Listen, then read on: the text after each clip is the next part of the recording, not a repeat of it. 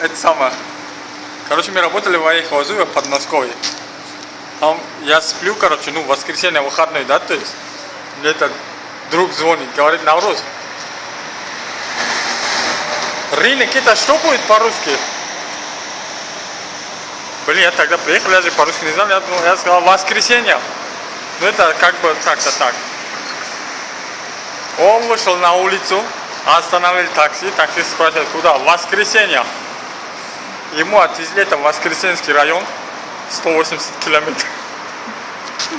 Он мне звонит, говорит, а где здесь это тапочка продается? Я говорю, какая нахрен тапочка? Я говорю, тапочка вот там ищи найдешь. А тут все деревни, тапочка нету нигде. В общем так, я говорю, где-то, я на воскресенье, то есть я в рынке уже как-то. В общем, я нашел человека, с ним поговорил, я говорю, где этот человек находится? Говорит, он в Воскресенский район.